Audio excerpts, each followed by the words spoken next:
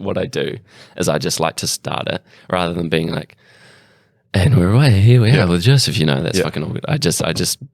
We just chit chatter, and then as soon as it gets good, I'll just listen in the editing until it gets to a good point. So don't worry. I don't like, you were talking about before about the not wanting to like involve yourself in the media aspect of things. I try to avoid that in the same way by not sort of going, welcome to the 9016. Here we are with Joseph Boath. Thanks for coming. It just feels weird, and it also like puts the pressure on you, I think, as the guest as well. To say thanks, it's been great. It formalizes a bit too much, right? It takes away from which is good in itself too, really, because I guess as the listener, it is nice to sort of know when the start of the podcast is, because quite often what I'll do is I'll just nip it to a point where the conversation starts being good, but that might be somewhat out of context as well. Yeah. So it can also just start randomly, like it'll just be a part of the conversation that doesn't actually start with anything, but you get the gist once you're into it. Yeah. But I mean, I tend to overanalyze things as well. I don't think it matters. Like people will just get it eventually anyway. Yeah, it's all about what's being said, not how, there's no need to put a wee cap on it and say, this is where we're starting. And like I was saying to you before, like, I don't want to be considered as like the guy that does interviews. I don't want to be considered the interviewer, though a lot of what I'm doing is technically interviewing people. The less formal that I can make it, the more casual and free-flowing that it makes it for us as the speakers and also for the listener as well. Well, then it's actually like an interesting interview. Yeah, exactly. Because who wants to hear someone answer the same questions over and over again? Home audio entertainment. 9016 Radio. The show for artists of all kinds. Sit down and relax. Enjoy the music. Okay, Lord, man, it's your turn. I think that's the thing, though, is like when you create anything, like be it a podcast or a piece of music, like when you talk to people, is that from the outset you've always got this idea of intention. It's like you're always trying to do something at the end of it. Is that there's always some sort of like, I guess, you've got it, for lack of a bit of a term, you've got like a goal in mind. You've got like this point of like, I want, when people see this thing that I do, I want them to think these things or get this experience out of it. Like the idea of free-flowing conversation between you and I right now. Yeah. Is like, that's sort of why you've chosen the medium that you have as well. And like your intention leads to the medium of expression that you choose. Yeah, exactly. And people will consume things in their own way, shape or form and create their own ideas around things regardless of what you're trying to achieve. But a lot of, I think, what popularizes something is what is done right about it, if that makes sense. So as much as I try to push a certain narrative or a certain idea, that will come to fruition through just repetition and that consistent mindset around that idea, that it will eventually just be picked up that way. Yeah. And I also feel like I could be detrimenting that by constantly talking about it. Yeah. But it also gives me a better idea about that idea by talking about it more, like with anything, right? The more you try to explain something, the more you understand it. So the more that I talk about the podcast on the podcast and in and outside of the podcast, it starts to make more sense to me. Yeah. It's kind of the podcast about the podcast. Yeah. It's the meta podcast analysis. And I like that. I like that fourth wall sort of break as well. I had a friend on recently who had said, those that have listened to that episode will know what I'm talking about, but he had said, like, can I ask you a question about the podcast on the podcast? And I was like, yes, please, because the more I do it, the more it makes sense to me. Not that this concept doesn't make sense to me, and there's obviously a rhyme and a reason for me doing this thing, but the more that I understand why I'm doing it, the better, I feel like I'm in a better place with it, knowing full well what I'm doing, rather than just being like, yeah, I'm doing a podcast, it's cool, and cool. I get to talk to cool people, which is obviously like 80% of it. But, I think it's just it's a good, sort of extension again, that by doing anything creative, it's a process of doing it over and over again and repeating it and talking about what you're doing and, making sure that you're on this particular track that you've set for yourself so that you know how you're going to continue to keep doing it, because there's no... I lost my train of thought there. No, sorry. That's all right. I do that all the time. Yeah. But another thing that I've been trying to sort of pitch to myself is try and do something more than I should say the reason why I'm trying not to keep to do it in a way that's structured and I keep saying like commercialized, and all I really mean by that is just like what you would know or perceive a radio show to be. And I'm never betting radio for this, but I'm much less interested in listening to a 10-minute conversation with an artist on the radio being asked these really formatted questions that they'll ask probably everyone that comes on. Just typically, like, I'm not taking a shot at anyone or anything, but the less of that's present, the more it becomes. See, I've already lost my train of thought as well. I have a whole nother idea for a podcast, or how to use the podcast platform in a different way. And I'm sort of trying to breach the gap between what an interview is and also just like an ambient sort of track that you could play to fill a space. And so a lot of my ideas are revolving around that idea, sort of feed into this current platform where I try to, rather than just have a full-on conversation, just sort of have room noise, and instead of us being at this table talking about XYZ, we talk about, we don't even talk. We just have a cigarette together. And so that's recorded, Yeah, that's actually, are you familiar with, there's a sort of a 20th century musical genre. It's called, it's like, what is it called? I'm going to embarrass myself now here. I thought I had a really great point, but basically it's this musical genre. It's an experimental one that's all about, again, exactly just that, like the ambient noise of like touching a piece of paper or smoking a cigarette, like you just said, or opening a window or something like that. And these really sort of small sounds that are just designed to fill ambient space. It's really interesting, but yeah, it's kind of crazy that you came to that conclusion sort of in that vacuum, but it's like that, it's the Simpsons effect. It's like you think of something, but it sort of already exists in some capacity because everything's been done to death. Yeah, exactly. And it totally has. And this isn't just an idea that I've come up organically. I do struggle to even realize what coming up with an original idea is, but I've heard something of the nature, of that sort of thing, like I don't even know whether you'd call it a podcast, but it's just a room-filling noise of room noises sort of thing. But I think that's sort of an important distinction to make with being creative, is not so much that you're trying to do anything original, but you're just trying to create because you have this like innate desire in yourself to create something. And if you do see something or hear of something or become vaguely aware of some sort of way of expression that you're like, man, that really aligns with what I want to do, I don't really think it's important that it's necessarily original, as long as you're just doing it. Yeah, exactly. Is the most important part. I definitely believe in that too. And I also can, like, a lot of what I think about, I guess, and when I'm doing what I do, when I'm painting, I often think like, oh, this is just copying this person's idea, or I'm just doing what this person's doing because I like their work. And a lot of the time that is true. And I do see that in other people's work where you go, oh, that's very much a such and such painting, or this sounds like a such and such artist. I think it's important to embrace the style and approach to something that of an artist that you admire in their work, as long as you can sort of transcend that idea into something that's your own, as opposed to just sort of blatantly using that method to achieve the same result. So I often look at other artists and in different applications and mediums and think, okay, well, how have they come to do that? Like, how have they gotten to that result? Because I really admire that work. How can I sort of create the same effect? And so becoming original through just the process of learning how something else is done, you find your own way in which to do something. Yeah. And I think the other thing too to say would be that, also those artists that you admire are also probably having similar feelings about the artists that they admire, because really in reality no art is created in a vacuum.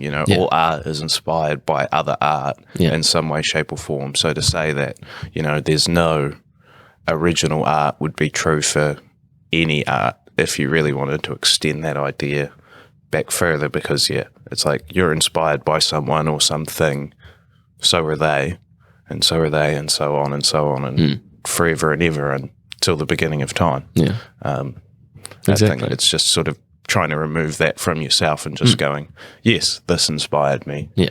I really enjoyed it. Here's me expressing my version of that thing with the other things that I've also now picked up, fallen in love with, and interpreted into my art. And then by doing that, it becomes original. Exactly. Yeah.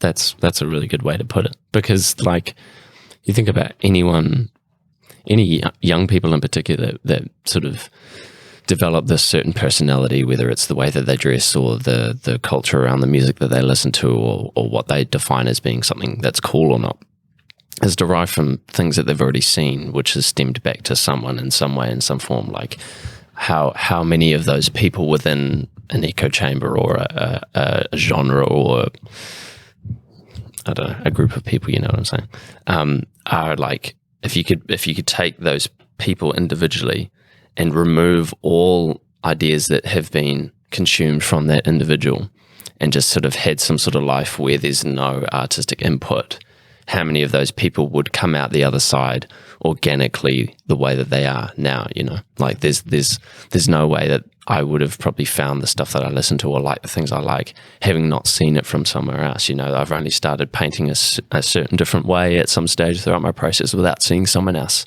having done that thing or doing something in a certain way that I relate with, and then that sort of feeds into my work. I think it's sort of inevitable that you will do that, I guess. Yeah. As far as like your painting goes, and I'm just going to, again, just to flip the podcast meta on its head. I love it. I'm going to ask you a question.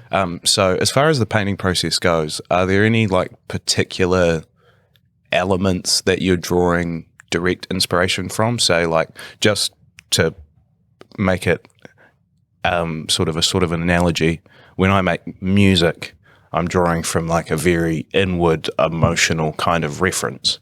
Are there sort of any references, either inward or outward, that directly inspire what you're painting? Because it is a very particular sort of style that I think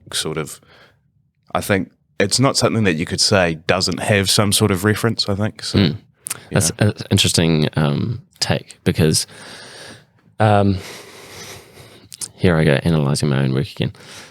I think there's definitely emotion in my work, perhaps not from an internal space like you say. It's more of like trying to develop an emotion through the viewer as opposed to myself. So a lot of what comes onto the canvas is not necessarily something that is stemmed from myself, whether it's an idea or an emotion. The idea has more been around trying to make someone feel something from looking at the art. So a lot of motion, there's a lot of I suppose not negative but sad, darker themes involved throughout a lot of my work, which I just like conceptually, and I like how that can affect the viewer. So I wouldn't necessarily say to look at a work of mine and try and like relate it to me in any way, because there's a connection that's not, there's obviously a connection to each work to me, obviously as the creator, but as far as what goes into the work, it's not really, you know, I don't paint this painting because I feel this way on this day. Granted, that will play into it just in terms of the general application. But as far as the theme of the work goes, it's not really, there's not a lot of forethought. I just know the kind of image that I want to create, and it sort of just spills into its own thing. To put it in its most literal sense, like my process is actually pretty bare in that regard. Like it is quite literal in that I quite literally just put paint on the canvas until an image forms. So as far as an idea goes, I could pretty easily say there's no ideas beforehand. And that's kind of the fun of it for me, is to be able to create an image out of just manipulating the paint around. So that's kind of more of a nutshell explanation of it all. No, I think that's quite interesting. And I think I sort of had this sort of preconceived notion because I came to this sort of wanting to ask that question because I had a sort of an interesting idea about where people get their artistic inspiration from and what they then choose to be the mode at which they choose to express themselves. So say, for instance, like you were talking about, when you paint something, it's quite conceptual. You have a concept of what you want to do, and then you do it, be it trying to manipulate paint until an image forms or whatever, but you have a concept and you do it. And I think that's sort of like indicative of painting, you know, or sort of artistic expression that's more physical in its representation, like any sort of sculpture or something like that. Whereas music is mostly, at least I think it can be very conceptual, and don't get me wrong, you know, there's some great music that's made just for music's sake that's quite conceptual and quite good. But for the most part, music's a totally emotional expression. It doesn't come from anywhere else. I suppose in that sense, particularly in what you do, you form an emotion through responding to a tone or a note, right? Is that sort of how you're saying it? Like, so to be perfectly honest, a lot of the music that I sort of do, is mostly rooted in. So technically, from my background as a musician, I'm a guitar player, and I've played guitar for about 20 years now. So since I was about 7 years old. And for the majority of that, while I was in high school, I was a jazz guitar player. So all I learned was jazz chords and jazz scales and all the modes and theory and all that sort of what have you. Although I still, you know, practice it all the time, I don't really use those techniques as much in my playing as I used to. But if you were to take what I do as an ambient piece and look at it, you could apply the same jazz chords and modes and melodies and that sort of thing. But what I'm doing is I'm just playing it really, really slow. right. So for the most part, when I'm approaching the music that I'm doing, it's mostly improvised.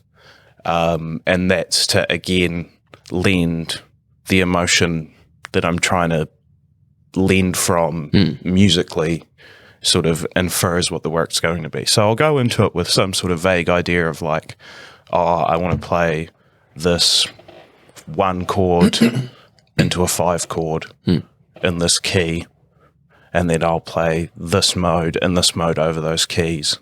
But instead of actually playing a chord or a rhythm, I'll create like a empty drone of the same sort of tones that would then constitute being that chord, but it's kind of so displaced rhythmically and without sort of any noticeable pitch in the way you hear it, that it doesn't actually sound like that. Right. And then I sort of improvise melodies in those same keys, over the top of that. So yeah, if you really wanted to get down into the nuts and bolts of it, there would be jazz chords and scales and stuff you could find in those Sure. drone songs. But the reason for that, is to mostly infer what my improvisations are then going to be emotionally. So I guess the benefit for you in your knowledge with guitar playing, you pretty much know where you're going. So you at least know like where you're starting off. It sort of travels in a certain direction, but you have control of that direction. You know what a note sounds like, and you know where to be to play that note at any given time. So is it like when you talk about playing with emotion or it being an emotional connection to the playing, you know what sound you want to happen at a certain time, so you can action that then and there. If in a literal sense, is that sort of what you're saying? Yeah, sort of. Well, I think the best thing to sort of say to sort of like talk about improvisation is that to be a good improviser, you have to be able to really listen to music. You can know as much theory and as many scales as you want, but unless you actually listen to music and listen to different types of music, you're not going to be able to improvise music in any style, in any way, shape or form. So it's about really like listening to what I'm playing at the time and then kind of lending on my technical I guess that's sort of what I'm saying is you've got that technical aspect to be able to develop something. It's mostly muscle memory at this point. Right. Like, because I've been playing for so long, I don't really even think about it anymore. But it is mostly just leaning on that technical knowledge to infer what I'm doing at the time based on what I'm hearing, which comes out of these loosely composed pieces of music that I'm then just improvising over based on how I am at the time. Do you know more where to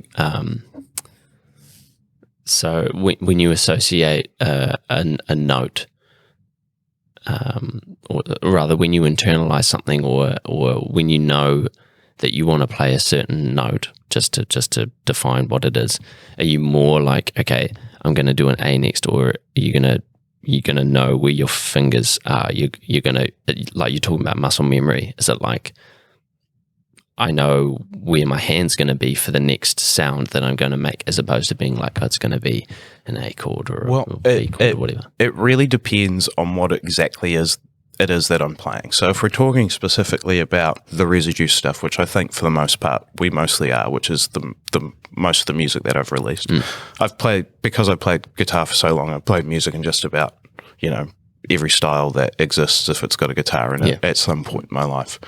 But for the most part, for the last, 5 years, I guess, I've been releasing music under the moniker Residue, which, if I guess at this point we've been blabbering on for how long, and we haven't even explained what it is that I've been making.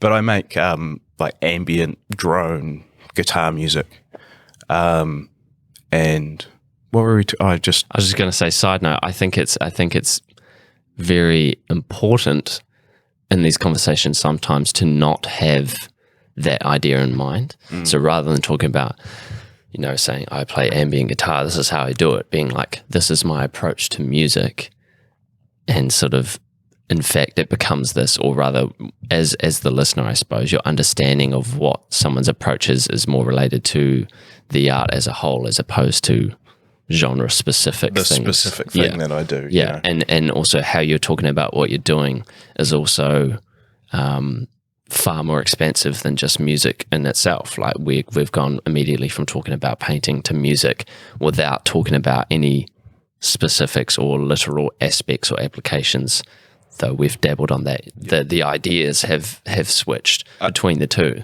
And but I think that's the most important thing about art, is that it is this like sort of universal creative experience that everyone sort of has. Exactly. But just how they do it. But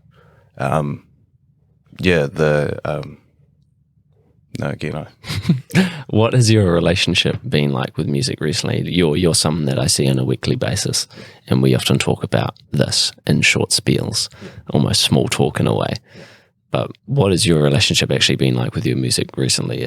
Would you say it's positive? Like, if I can say anything from just purely just our conversations alone and your enthusiasm during those conversations, you've definitely been on a rise recently as to where you are with music, because I know you had a little stunt there at that some stage. Yeah, and I think everyone has those moments where, like, it is like anything, you have a sort of an energy reserve of it. As far as creative output goes, I think I'm always sort of doing more than I was and doing less than I should be. I think that's sort of the way it always goes. I feel like most people could say that about what they do, right? Yeah. But yeah, I've been making all kinds of things, really. Just not anything particularly serious. I think at the moment that I could really 100% concrete talk about that would be of relevance. But the Residue stuff is basically all I've been really working on. It's very few and far between, because again, it's so driven by how I'm feeling at any given time. It's not really so much of a music project of like, oh, hey, everyone go out and listen to this, you're going to have a great time, put this on at your parties.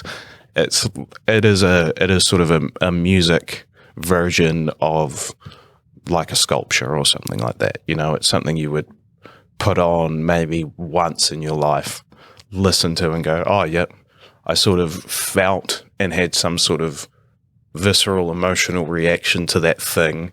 I'm probably never going to listen to it again in my life, but that is kind of the point of it. Yeah, sure. Because they are all sort of improvised, done live for the most part, because I have a very minimal sort of recording setup. Like, even this is the fanciest recording setup I've seen in a long time. I have, just for those of you that know and care, I have a Tascam DR05, which is like a little XY mic field recorder. It's only really designed for going outside and recording, bird sounds or whatever. I was actually very close to getting one of those for this, but like a 4-way one. Yeah. And so I use that just as a room mic and just record my guitar amplifier, and I've done that for forever. So they're not these amazing, expensive pieces, but they're more about, the idea of exploring improvisation. There we go. Got it out in the end. Improvisation in relation to sort of an emotional experience that you're having at any given time. It was mostly like sort of that idea, again, talking about like no ideas sort of spring up in a vacuum. I read a book, How Music Works by David Byrne, which is the guy from Talking Heads. That's so funny that you bring that up. Actually, my flatmate has mentioned his name like twice in the last week, and he's had to explain each time who this guy is. It's obviously something I should look into. Yeah, if you're not a Talking Heads fan, check it out. Okay. Very good. But when I was reading it, there's this passage that sort of sticks in my mind that talks about the idea of like, if people know that they're only going to listen to music once, they listen to it really intently. And so I sort of like this idea of like, I'm only recording these pieces once, so they only ever happen once. Like, I don't, for the most part, because even the chords that I'm sort of coming up with are mostly improvised. I don't remember any of them. I can only perform them once. So for the most part, people should only listen to them once and then sort of forget about it. And it sort of has this twofold effect where if I know I'm only going to play it once when I'm listening to it, I'm listening more intently. Therefore, my improvisation is better inferred and is therefore better. And the people listening to it, if they know they're only hearing it once, then they listen to it more and its message is more deeply felt. If that makes sense, I guess. Yeah, sure.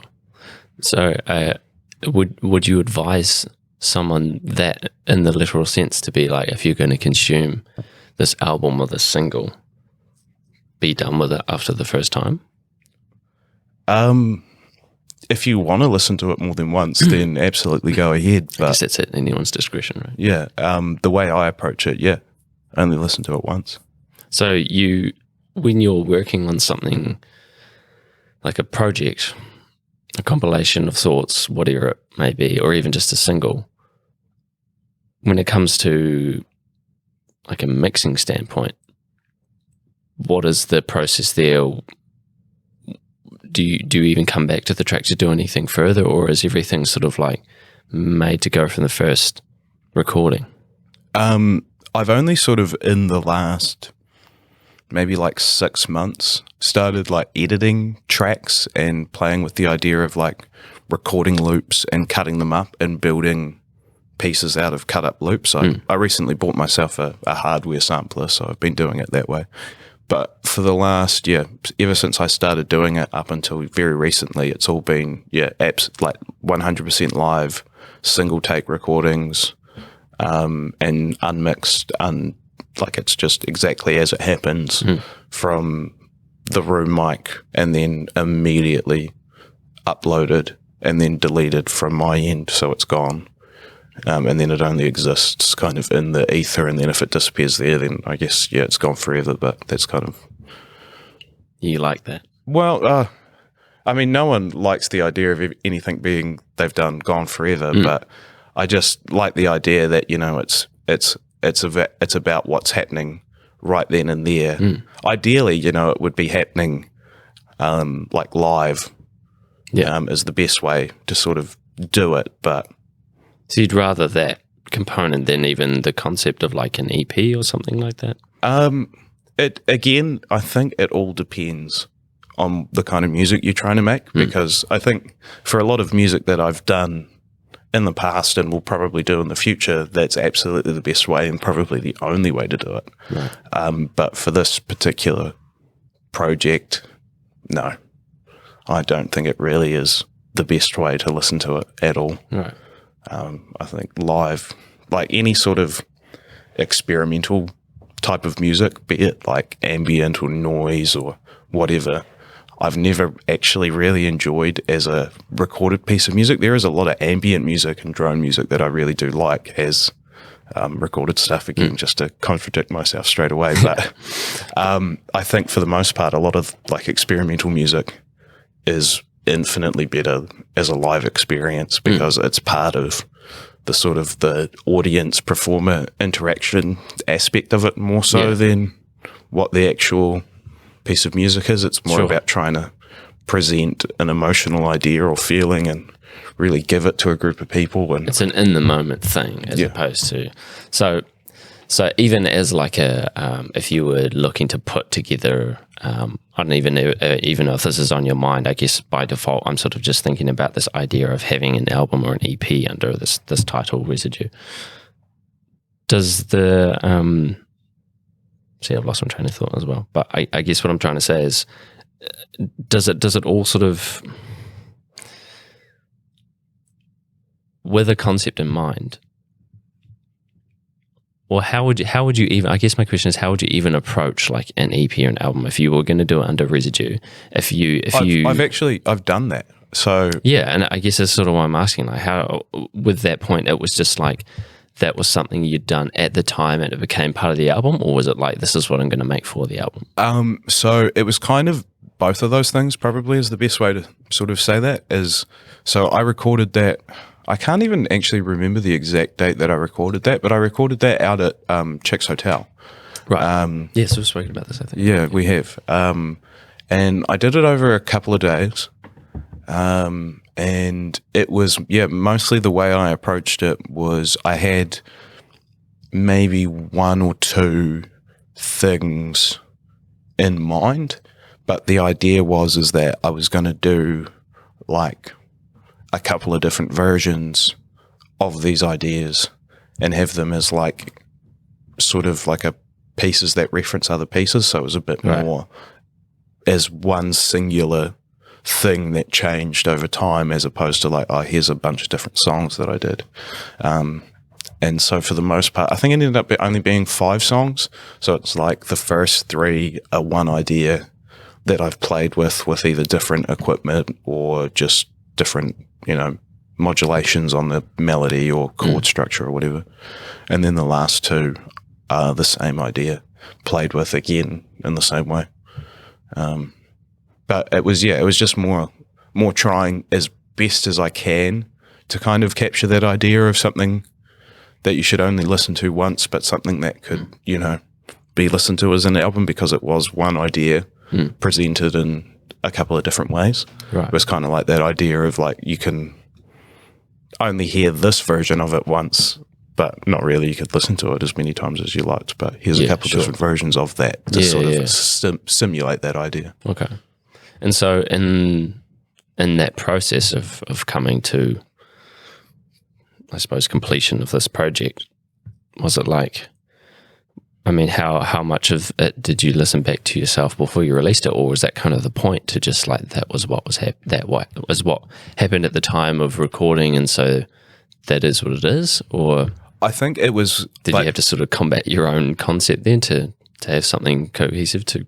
Yeah, it was a weird one, because it was probably the one that, like, during the time of making it, I listened back to the most over and over again and did a couple of different takes of the ideas, because for the most part, everything's been live, first take, one and done, gone. Whereas that one I did, a couple different takes of these things, and there was other versions that got scrapped, and there's overdubs and what have you. And I think it was just, again, it's just a method of trying to explore a different medium of expressing the same idea, like trying something else, like, again, like the podcast versus painting something. It's just trying to take a similar idea of something that you might have and apply it to something else and see what comes out at the end. And actually, for the most part, that's probably the thing I'm most happy with. Sure. As far as how it sounded overall, because it did have that sort of more professional care that your ears are used to. So it did sound, pretty much like the best thing ever. But it's brilliant as the artist to get that result, and presumably part of the thought process in the recording was the element of having the Chicks Hotel studio, right? So was there something that had sort of appealed to you about that space that had influenced the recording, or it just so happened that it turned out really well? I mean, Chicks Hotel is like, I think for a lot of people in Dunedin, kind of this like cultural, cultural tower in their minds of like good times that they've had. But it was also, it was just and also a really close locally recording studio that I had access to, that I think just from, I've had played there, quite a bit as a youngin, coming up to Dunedin from Invercargill before I lived here. Shout outs to Invercargill. And it was a great sort of sound, and I thought people involved were the people to sort of help me make my visions come true. So. And there was a generally a good mutual understanding about the project? Or do you find it was hard to communicate some ideas? No, so I was working with a friend of mine, Stephen Ma, as the engineer. And so having, being friends with him, and he already knew exactly what I was making, what I wanted to do. So it was pretty easy. Like, we knocked the whole thing out in 2 days. It was, it wasn't a big deal at all. It was... That's all you can hope for. So was that kind of what you wanted, I suppose, in talking about what we have up until this point in terms of how you view your process and what the art ends up being? Is that kind of worked out in your favor, having it in such a short period of time? I think it's mostly one due to like my own impatience. I think is what drives most of it, is that I'm just too impatient to really wait to not finish things. Right. When it comes to making art, is like, if I get the idea, I have to do it, finish it, and have it out. I can't really keep going back to things for some reason, just because of my own, I can relate to that. Conflicting ideas that sort of keep coming back, and you just want to finish that thing and work on the next thing. But no, I think it was just also the other thing that sort of made it so easy to create that was that my process isn't super important to how I make the art. It's more about the action of actually just making it. Because when you're playing guitar, you can play guitar just about anywhere with anything. It's not really about so much as like where something is so like painting linked to the concept and the process and how you go about doing it and the step-by-step nature of it. A guitar, you could take it with you anywhere, you could play it anywhere, as long as you've got, with an electric guitar, as long as you've got power somewhere, you can plug it in and annoy somebody with it. So, I mean, it doesn't, as long as I've got that available to me, then everything else is kind of pretty easy, and I'll just take it as it comes. Yeah. I think there's a pretty obvious answer to this, but do you think that the ultimate way for you to express this, or present this idea, is just through live performance? Is that really like the answer for you in what you do in this regard? Do you think there's any other way that you could somehow, rather than have the focus on the final piece, be it the actual emotional presentation of the music? If that makes sense. As far as I'm concerned, like, for the most part, I think it's always going to be at its best in the live setting, just due to the nature of how I want to present it and how I want it to be interpreted. But I will always sort of continue to look at the possibility of working out how to apply that to a recorded medium and sort of how to present it in a way that I'm ultimately happy with, as something that can be listened to over and over and over again. Because that's just part of, I think, the experience, is sort of working out the best. You in any creative endeavor, the best parts are when you're presented a problem and then you're like, how am I going to solve this problem? And then once you work it out, you're like, oh, hey, now I've got a new set of skills and I can apply that to my other creative endeavors. And now I'm a better artist or creator overall. So it's definitely like a challenge that I'm constantly working on. I don't know how happy I'll ever be with it ultimately, but you know, it's just all part of the fun. Yeah, I like that. And I really relate to what you were saying before about, you know, being done with the idea to move on to the next thing, you know, the quick process of getting from A to B and sort of, and in your case, obviously, most of the art is sort of, I suppose, transpiring or happening at the time of recording and playing the instrument is really where the art is expressed for you. I relate to that and just how quickly I come up with a painting. I don't like to spend too much time on something because it becomes stale very quickly, and I think you're probably one of the first, if not the only musician that I've talked to with that concept in terms of what they do for their music, because you're actually the first person that I've ever talked to that has this idea about having it play. Like I'm sure most musicians will like playing in the live sense because it's sort of a whole nother element to it, but most of what happens, at least the people that I've talked to outside of this podcast and on this podcast, is that there's a lot of time and effort that goes into the final result, whether it be recording until something sounds right, or editing until it sounds right. You know, so it's interesting to hear your process and what I thought was sort of something that was only really relative in the painting world. I was going to say art world, and specifically around the visual arts. How you sort of emphasize that point. Well, it's not emphasize, but use the same notion in your creativity. I think that's very interesting. Yeah, I think it's just the most effective way to interpret that style for me, at least. Like, because I'm specifically ambient. Yeah, well, at least if that's what you want to call it, with what I'm doing with the guitar. As far as other styles of music that I've been involved in and played in, I can see how that absolutely relates. But yeah, for what I'm trying to do, I guess, the best way is I'm trying to like paint an audio canvas with what I'm doing, as it's more about, you know, like when you closely look at a beautiful painting, you see all the individual brush strokes and you see these textural elements that are, you know, beautiful in their own right or captivating to the eye.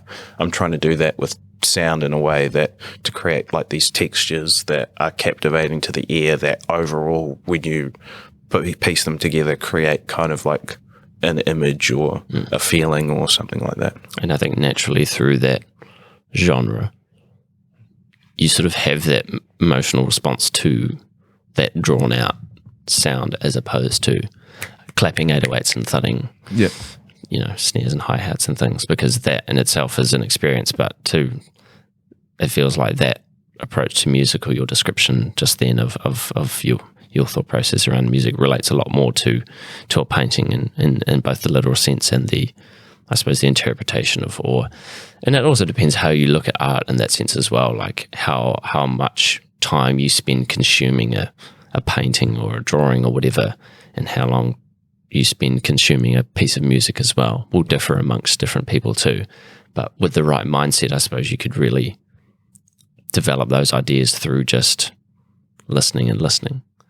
So are you trying to, I guess, in this process, like you say, you want that experience to sort of be done and consumed in that first listen and sort of have that be it? So is there sort of like you might not think about this so literally, but this is just sort of how I psychoanalyze these things, about how,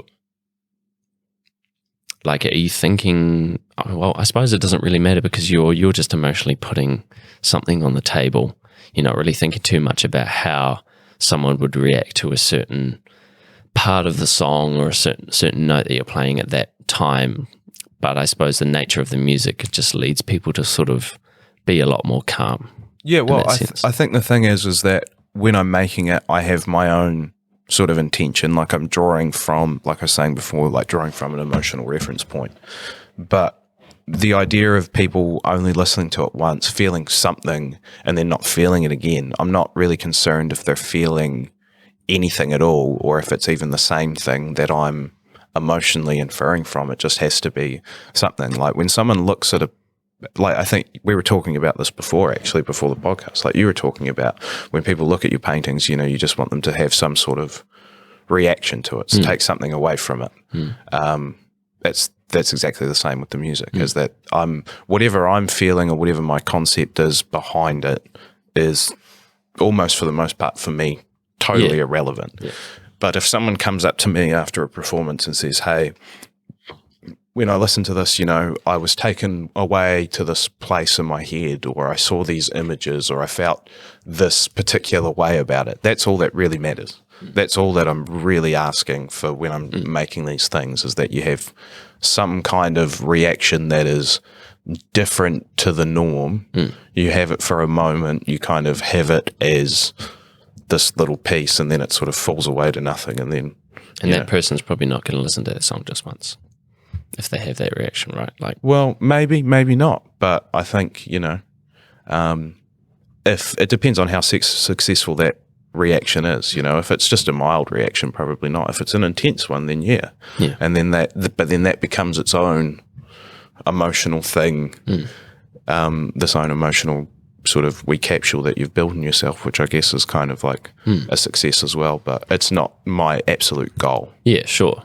But it just, and you only have so much control over the listener, I suppose, as well. People will always interpret things their own way.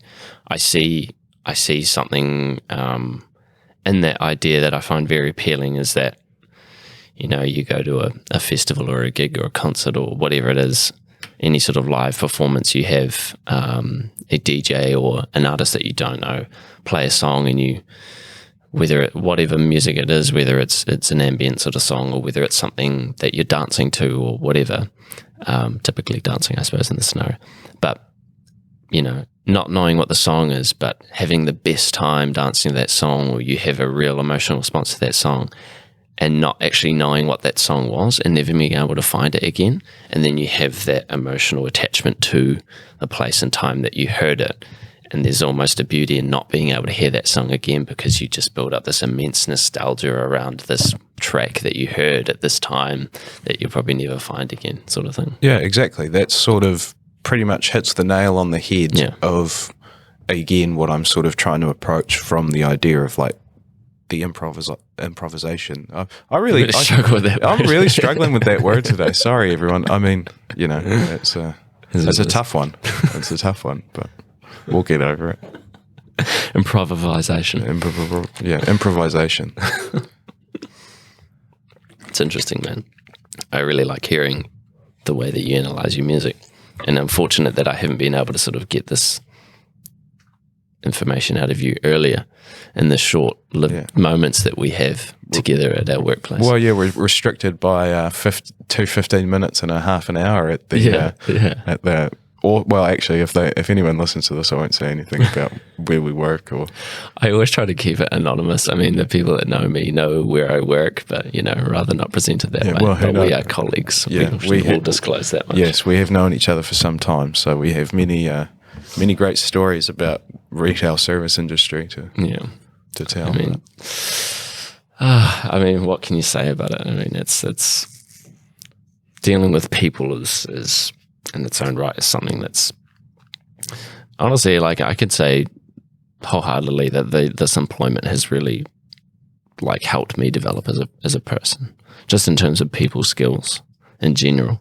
Like I struggle to remember what I was really like at the time when I wasn't in a job.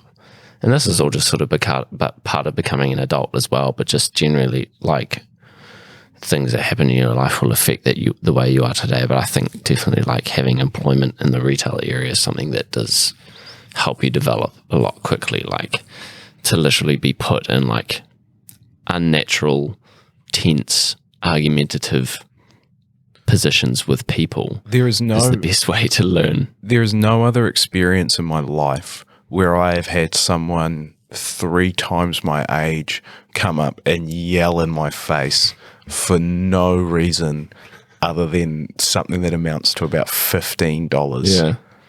That's absurd. It is. It's quite the absurd experience. I recommend it for everyone and no one all at the same time. Yeah, it's funny, isn't it? Because I guess to my point is really that it's like I'm at a point now where those interactions, and I'm sure you can relate, are somewhat laughable now. You know, if you do come across that particular scenario again, you can kind of just roll your eyes and step back, and you don't have as much tension as you would have had the first time you would experience that thing. And so through that, you sort of almost ready for sort of any social interaction. I find myself a lot more comfortable, well, not comfortable, but you're comfortable in some scenarios, but I mostly mean like these sorts of things are tolerable now because these are so like exemplified and so unnatural, these interactions that we have at work. When it comes to real life, you can have some tense interactions, but they're nothing like what you'd really experience in that way or place. Yeah, it is a weird, interesting sort of veil that it puts over people when they walk in those doors, where it's just like these behaviors that were not acceptable out on the street are now all of a sudden acceptable because you've got a shirt on that is a particular color and, you know, you work here and I can just yell and scream at you until I get what I want. Yeah. But yet if I did that outside, someone would ring the police and I would be taken away. Yeah, that's so true. That's so true. That's quite fascinating, actually. Like just be human behavior like that, because you would never walk up to someone and demand something of them without some sort of premise, right? But I suppose there is a premise in the scenario when they're approaching us. There's something that we are somewhat involved with, that they have rhyme or reason to be coming in and at least addressing this subject as opposed to just outright blabbering at someone. But still, like, there's probably many given scenario where there is some reason to approach someone in that manner. Not that I could seriously think of, but you know. Not anything that not over anything that I've purchased with money. Like, I feel like that's such a weird thing to get, you know. Like, I didn't create these products that you bought. I didn't smash them up at your house. I didn't make them stop working. Why are you? That's my least favorite part, I think, about this job, is that people do will seriously talk to you like you've made this thing. You know, they pick something off the shelf, they take it up to the counter, they buy it, it gets home, it doesn't work, it doesn't do this, or it doesn't look like this. And they bring it back in and they say like, you're going to fix this for me because it's your product, rah, rah, rah.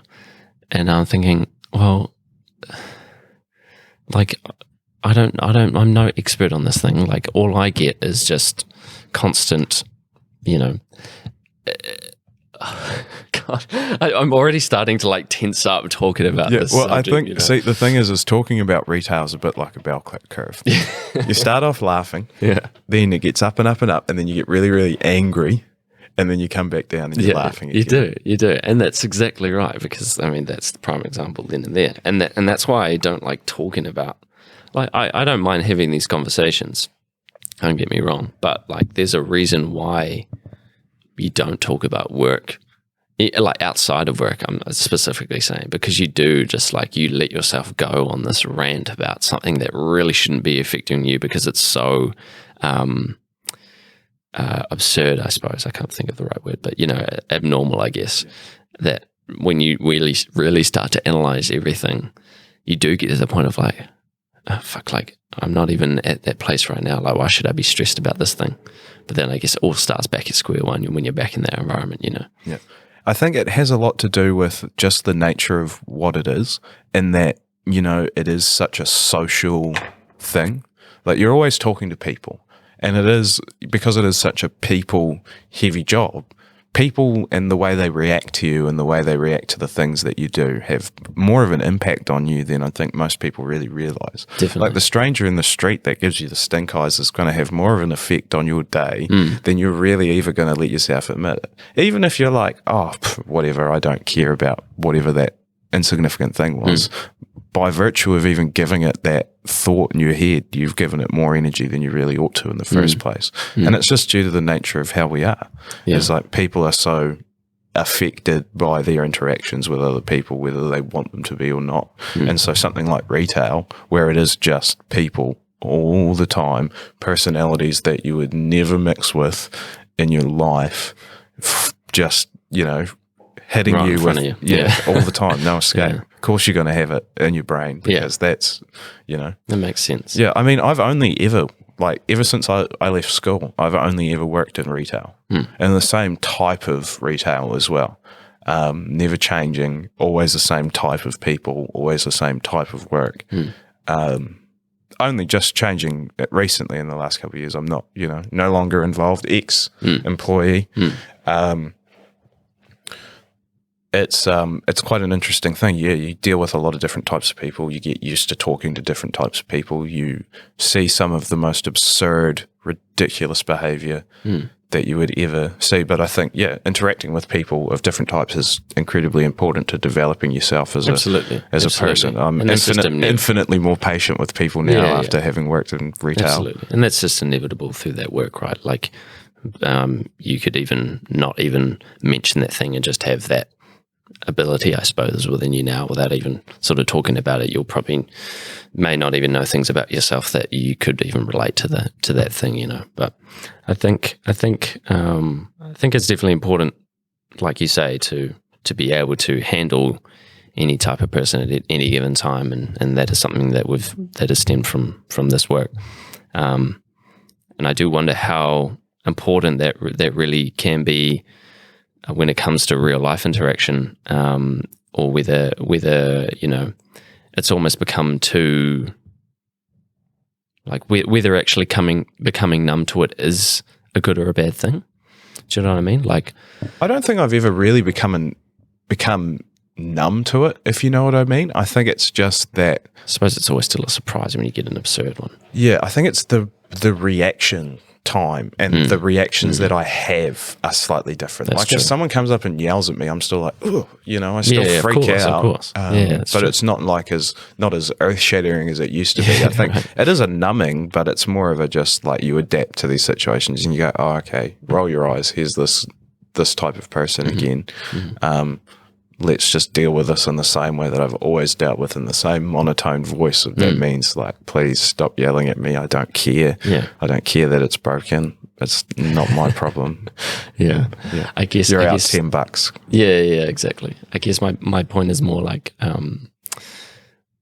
that's good that you can almost look at an interaction from an outside perspective where you can just react slower and think more about what your approach will be in that scenario, as opposed to just sort of becoming this out-of-body experience where you don't know what to do and you don't know what to say and you sort of almost freeze in a way. I wonder how beneficial that... see, I've lost my train of thought here as well. I guess I do wonder how... You've got me on this fucking spiel now. I'm all worked up around it. I think I do have a good segue if you want to. Please. Okay. So I mean, there are a lot of as far as benefits go, as far as interacting with people, you and I meeting each other however many years ago now has been a benefit. There's no video of this, but there is a painting of yours right here on the wall. Now, do you care to tell everyone how that painting came about? Well, let's just be blunt about it. I guess you and I have been working together recently with an idea about merging our two creative sides together, I suppose. Yeah, it's sort of the idea of again, sort of. The funny thing is we sort of been on this theme all night, but it's more about how no art is created in a vacuum and how art and ideas infer and sort of represent other ideas, and art can create other art and that sort of thing, and about how people interact and interpret responses to art. And so what we've been doing is it started with a drone track that I've created. Now, hopefully, if this goes according to plan, we're going to plug your phone in here, buddy. We should be able to listen to some of this.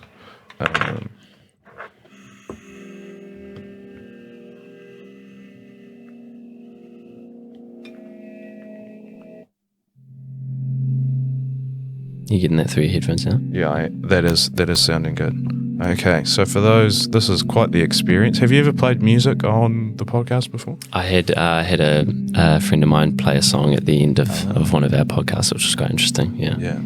So this is a piece that I created. The way that this was created was, again, this is one of my first experiments with post-editing and chopping stuff up. So there was a guitar loop that I created, added some other things on top of it, and then just sort of copy and pasted it so that it would then infinitely sort of, like, you can play this piece on repeat forever and it'll infinitely loop into itself. So again, another experiment in trying to create that idea of like a one-time piece is that, like, if it's never ending, if it's kind of just the same thing on and on forever, the piece is never really finished. So it's kind of live for it. This is weird. You're quite literally plucking like what I struggle to put into words about why I like this piece of music. Yeah. And that is really it. It was like there was never the part of the track where it deterred or went off. You know, the emotion that I got through listening to that immediate loop was what had drawn me about it, and the repetition was what kept me at a level playing field, so to speak. So to be able to actually develop what I do through listening to this track was actually super beneficial, because I was sort of immediately being pulled back in by this note and this tone, and it was like quite I still can't really put it into words, but it's and again, it was just my attempt of trying to take those feelings that would be created through a performance that you would hear live in this experience that you didn't know what you were listening to, you didn't know where it was going to go or when it was going to end, and that was sort of the only thing that I could really take and be like, oh, I can do something with this and try and create that feeling again. But then and then you've now painted an amazing piece that we're looking at right now to go along with it.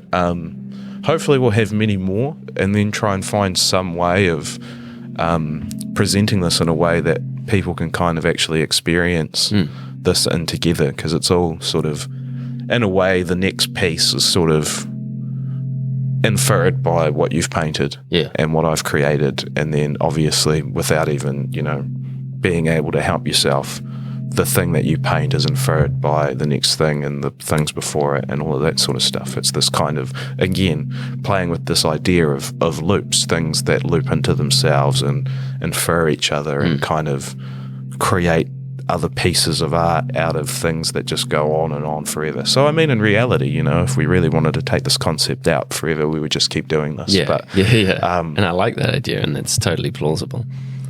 I just a sidebar, there is another piece that I've done to a tune of yours, which I'll talk to you about after this, because I think you'd be interested, of course. Yeah, always. But I mean, to really sort of put into try and explain like the process here. Like, for those listening, if you do want to see the picture, I'm going to put it on a video, which will be up on YouTube. So if you're listening to audio, if at some stage you want to switch over to the YouTube video, I'll have the picture there so you can get a better understanding of this. But I mean, I wouldn't say there was necessarily anything different that really occurred in the process for this painting. I think I was just in a better mental state. I don't typically like going to, like, I don't know, like I say, like a big part of my work is not based around putting the emotion into the painting, but I guess if I could say anything about this piece of work is that there was something that was happening there in that process through the music. So this is why I find this idea that we're having to be super beneficial both to you and myself, just through what I'm making. And I guess I'm on perhaps a more, I don't know, this probably will inevitably work both ways, but I find that I'm on a good end of this deal where I get to experience sort of two things at once, whereas you are sort of delivering the idea initially. But I suppose through the response that you get from the piece created by me, you sort of have I guess a more emotional response perhaps to the next one through that as well. It's sort of and that's exactly it. And I think when we were first talking about this idea of doing something together, that was definitely something I really absolutely wanted to kind of create, is this idea of like cool. It's in music terms, it's the call and response. Like some musical idea is presented, and then some musical idea is played in response, and they kind of play off each other. I wanted to try and see at least how you could do that across mediums. If that was possible to create something that acts as like a cohesive work. So pieces of work that are two different mediums, but are somehow related to each other just in how they were both created by, at least, the initial idea of this first one was me creating something with the idea of sending it to you, I guess, is probably the only thing that really inferred me there was like... you knew it was to come off this song. But when I saw this piece, then all the ideas that sprung from that to create the next one that I sent you were definitely heavily influenced by this and the reaction that I had to that. So if, like my music is drawn from emotional experiences I've had, be they positive or negative, just ones that were felt significant enough to translate to a piece of music, then I took that same reaction to that piece and then created the next piece off that. So it's kind of this feedback. In some reality, like everything that we make here on out could be based around this track that we're listening to right now. This could really be. I just thought about this whole concept about like it's like a family tree. It starts with one and it feeds into many. Yeah, exactly. It's just this kind of like taking that idea of no art being created in a vacuum and kind of making your own sort of progression out of what's effectively a singular vacuumed piece. When this has been something you've said quite a bit. I might turn the track off. It's okay. I'm just getting a wee bit distracted in a good way. Like I'm getting quite immersed in that song. It's an amazing piece. And see, I've already lost my train of thought. What was I going to say? What were we just talking about? The feedback loop between pieces inspiring the next, and how this could effectively go on forever and that sort of stuff. For God's sake, I forgot that. Well, damn, that was a good one too. But anyway, I mean, this is really something that I've just stated before. I think is something that's super beneficial to me in my approach to what I'm doing, mainly just because I suppose I haven't really, like, something I was trying to say earlier is that I've always sort of looked at like when people talk about their art, and I'm how do I put this? I'm just gonna say this with no apologies or anything. I'm just gonna be very blunt about this point, but I find it sometimes I think art is sort of inherently for the most part, what's the word I'm looking for? Pretentious. Right. And not necessarily in the art itself, but more within the artist. And I find there's a lot of pretentiousness amongst a lot of artists in terms of how they talk about what it is that they do. And for a lot of what I've sort of heard people say about their work or where their work stems from, and this is not sort of, again, taking a hit at anyone. This is sort of generally how, this is me just being honest about how I've interpreted someone's explanation of what their art means and where it comes from. And this is something you've already touched on sort of already in your process. And it's definitely not something that I disbelieve or don't believe in, and I feel like with you it's coming from a genuine place, knowing you and as a person and explaining your approach. It's sort of evident where your process stems from. So I'm going to exclude you from my point right now, but a lot of what I hear I sort of roll my eyes at, like something's almost too much. There's almost too much unrealistic things intertwined in someone's process. So And this is not to say that my work is different or better than anyone's, because it definitely isn't. This is just my approach. This is coming from someone who currently is pretty emotionally stable. I'm not sort of teetering on either end of the emotional spectrum. I'm pretty good in my mental state at the moment. My mental health is good. So my current approach to art is actually fairly neutral, and that may sound really boring, and it often is and becomes stale for me at times, but that often means that there isn't actually a lot for me to explain about something that I create, because it is actually coming from something that, from a really neutral standpoint. I just know what I like, and I want to make an image that represents that. So when trying to explain things related around what does it mean to me, or what is the image portraying, I literally have no idea. That's the most blunt way I can put it. Sometimes I just don't know. I don't actually think about it that much, and I don't actually care about it that much. In the most literal explanation, I just like the imagery that I create, and I create the imagery that I like, and that's really all that there is to it. And I've just completely forgotten where my point was lying within this argument, but I just guess that what you've presented to me through this has actually started something in that sphere of actually like feeling something beforehand, as opposed to just sort of neutrally approaching something. And so, and in turn, I guess a sort of a sidebar to this point, or something I've just sort of now, as I've been explaining this, is that, you know, I am starting to sort of analyze within myself what my art actually means, and whether art should even mean anything, or whether art should be something that does stem from one place or the other on an emotional spectrum. Like, am I making good art because I'm happy? Am I making good art because I am sad? Am I making good art because I am not influenced by either bias? Do you know what I mean? And absolutely. Like, I think it's, when it comes to making art in any respect, I think it is, as much as it might seem pretentious to apply, you know, like labels to art and be like, oh, this means this, and this is, and, you know, referencing that, and this is trying to interpret this or whatever. I think when you do that to other people's art, or ask the artist, then yeah, like a lot of the time I'm exactly the same. When I'm making something, I don't really know. I'm just sort of reacting to something. Like, I might be neutral at the time. When I say that I have this like inward emotional reference point, it's like I have like an emotional memory of a time or a thing or something like that. You know, I'm like fairly neutral when I'm making it, but that's sort of what I'm drawing off. But for the most part, you know, if I don't really care what the interpretation is, but I think when you're making your own art, and you're making art and putting it out in the world, I think it's really important for you to do that to yourself.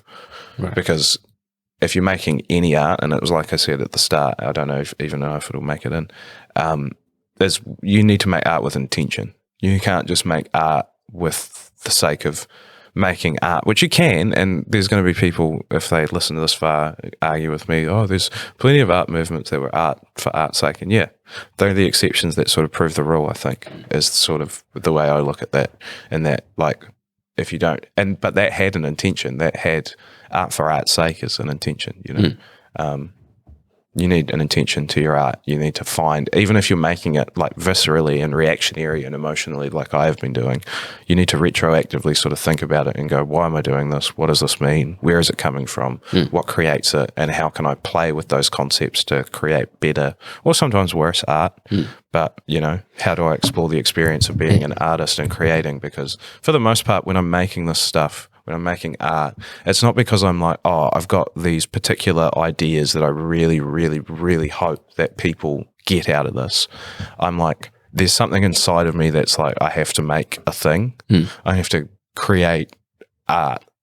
I don't know what it is, but it's just like in my head and inside me, it's like, you need to make a piece of art all the time. Yeah. Go out and do that. And that's what's driving it for the most part. Right. So that's your... I've already forgotten the word that you used, your purpose, I suppose, with it. See,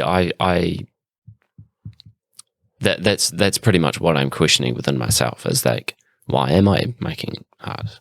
What is my art? What does it represent? What does it fulfill? What does it really do for me? All that I know is that I just love to do it. That's reason enough, though. I mean, it doesn't have to be any more complex than that, though. I think that's the important thing when you ask yourself, because they're really tough questions to ask yourself as an artist. Absolutely. And if all you can come to is at any given time is because I love to do it, then that's probably the most important reason and the only one you're ever going to need. Yeah, that makes sense. I sort of just remembered where my mind drifted before, and that was sort of one of the reasons that I'd started thinking about all of these things was because every time that I had seen a piece of art in the presence of the artist, there was always some meaning to it. There was always, it was coming up from a place of this or that, or I did this at this time because I was feeling this way. And so I start going, so do I have to like have something happening to me at the time, or does there have to be like, the question I was asking myself was, does art, see, I'm over sort of having sidebars in my own head about like what I'm saying, like what is art, what makes good art, what is good art, what defines good art. I'm thinking about like, if everyone's telling me that there's something about them that's connected to the piece of art that they make, does that mean that that has to be what makes good art? Quote unquote. I think, do you know what I mean? Good art is people reacting to it in a way that is positive for them. That's what good art is. Doesn't matter what it is. Yeah. But as far as like what you were saying before about, you know, having intention and feeling like you need to have intention or have some meaning to talk about behind your art because other people do, there's two sort of methods. You know, you can be absolutely honest, like you have been doing, and just say, I do it because it's fun. These are the images I like. These are the images I make. Or you can take the method that, you know, some other people take, and it's just a lot of clever bullshit, really. Yeah. Because, you know, some people just don't want to be honest and can't put it into words that, you know, their music is just, well, their music or their art or whatever is just an emotional reaction or a reaction to an influence or something like that, as opposed to having this concept around it that's very wordy and eloquent and talks about particular things, when in reality it's just, all art is the end step of the creation process, which is sort of the most important part about it for me anyway.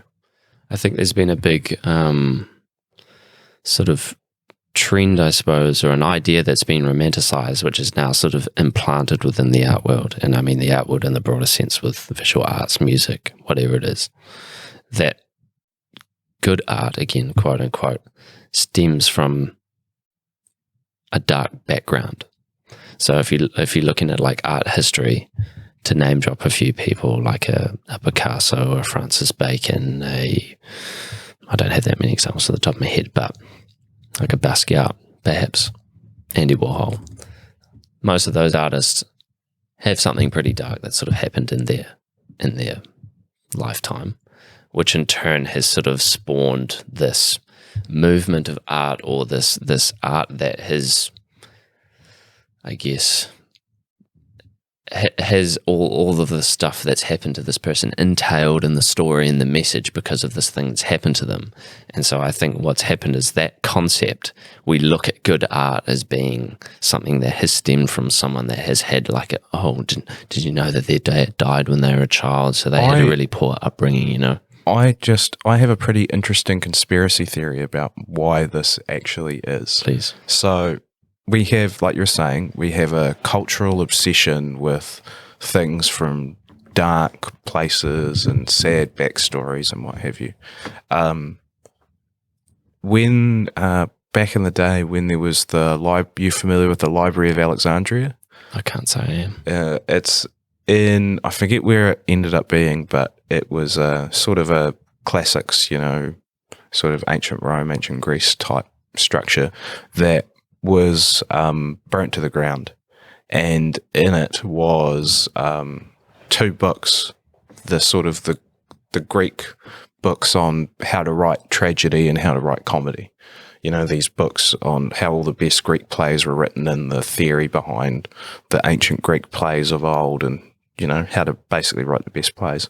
The book on comedy, supposedly, and this is just a conspiracy theory, remember, I'm just sort of talking off the cuff here, please don't quote me on this. The book on comedy was destroyed and lost, and the book on tragedy was kept. It was sort of, you know, like preserved but not destroyed in the fire. And so there's this idea, at least for me, that because we've had such a cultural importance put on tragedy and had such great, knowledge on how to write good tragedy, and how we've sort of only ever really experienced the best stories and the most highbrow and sophisticated stories as being tragic ones. No one's talking about the best comedies of all time being highbrow movies.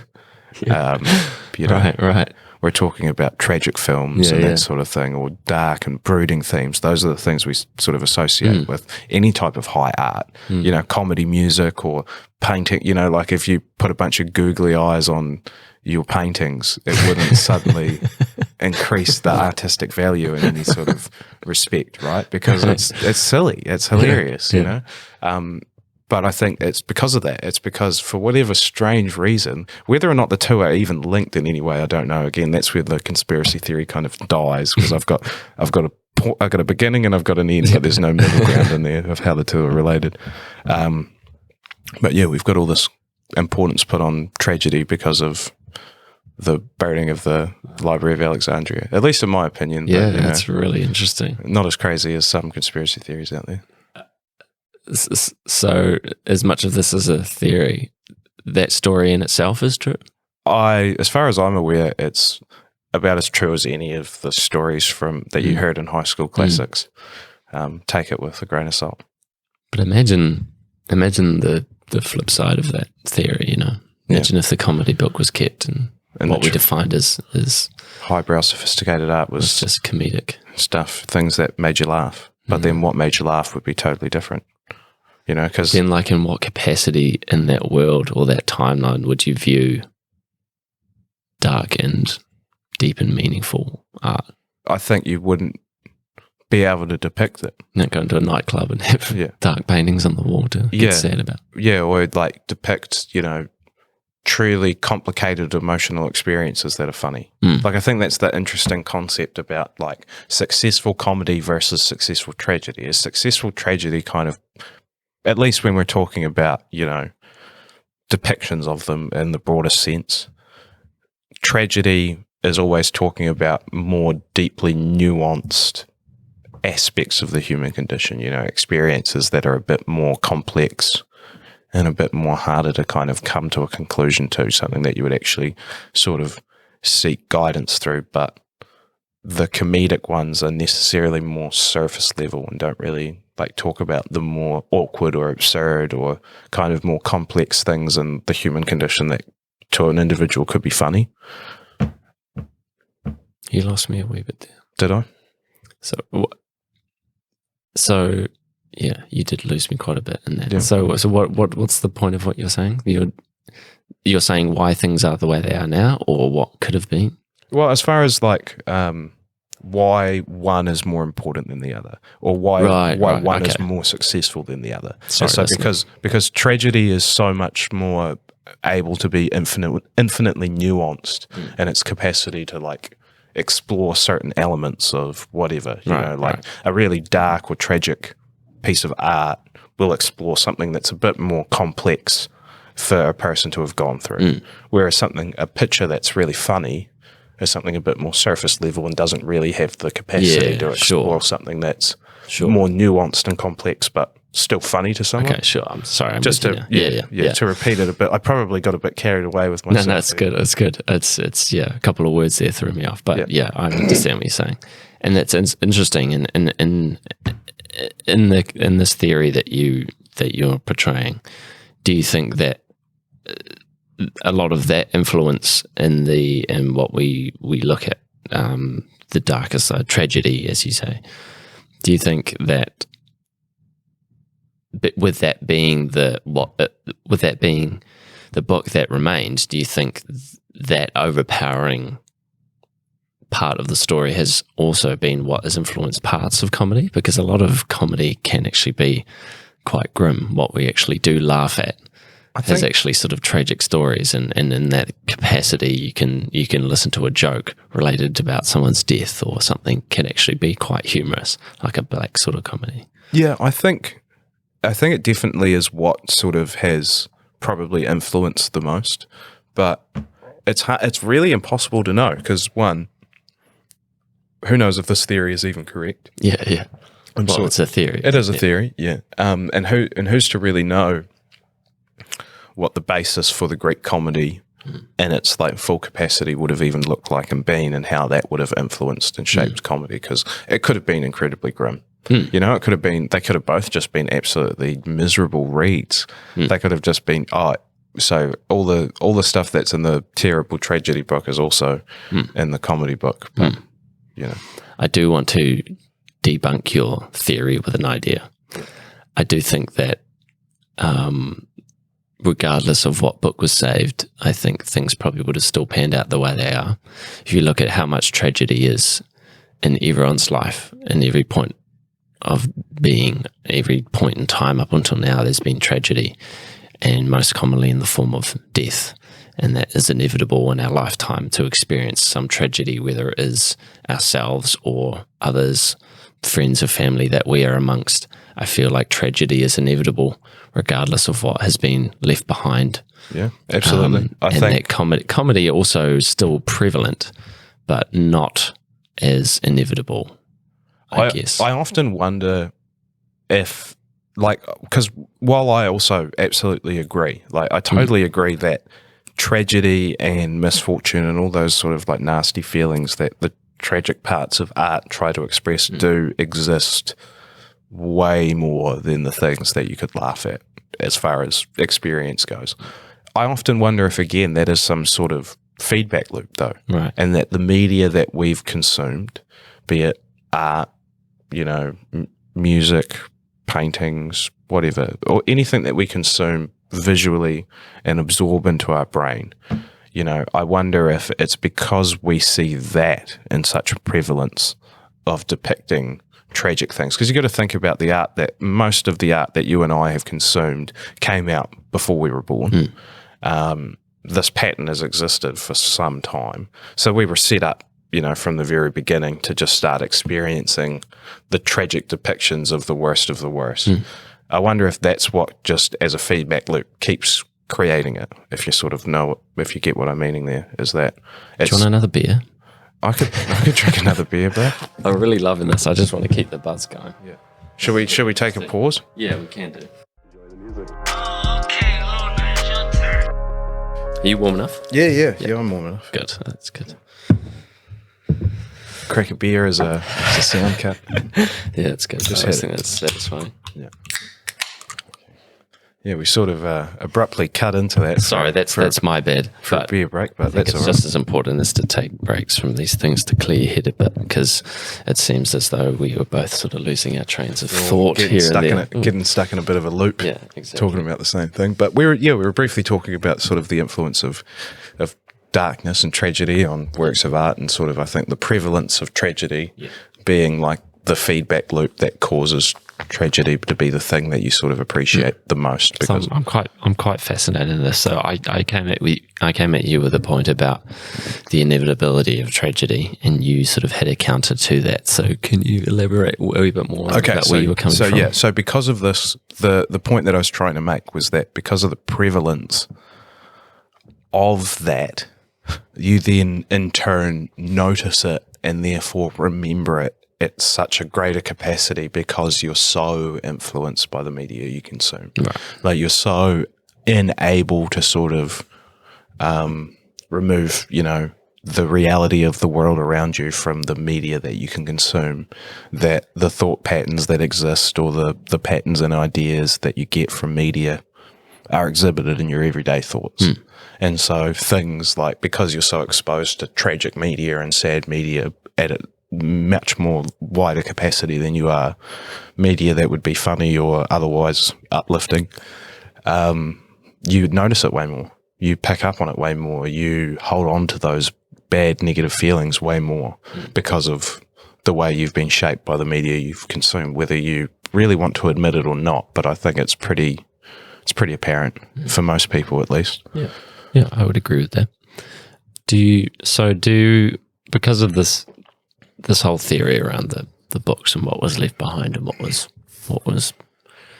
I think it's more. Yeah, I think it's more of a, as opposed to like a air quotes. You're not looking at not look at it so literally. Yeah, it's more But of a metaphorical conspiracy theory about media. Yeah, and I don't mean to sort of take it so literally, but just to sort of get a better understanding. Like, are you sort of looking at that theory as a reason as to why we are this way, or do you see like a flip side to that? To what do you think the world would actually be different if there was the other book left behind? If we're talking about that specific theory. I think for the most part, it's mostly just like a general observation. Yeah, like there's not like I think it's an interesting factoid that, or what we do experience does relate so truly to this story. I guess.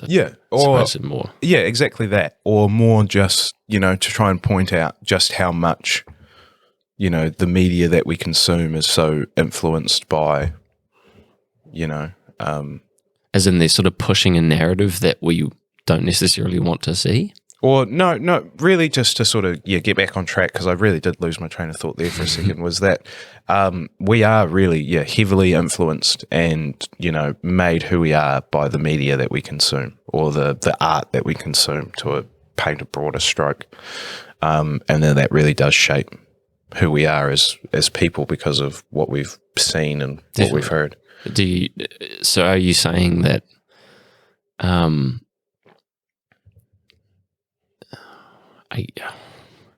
you're still talking about tragedy, right? Like in terms of like what we are generally consuming in this media sphere. And that's sort of, the metaphor there is, like the difference between tragedy and comedy and how prevalent it is. But I think you could apply it to the idea to media and art as a whole, is that any idea, be it a positive one or a negative one, even though, tragedy does exist in a vast, more so if you want to put it that way, which I think it does.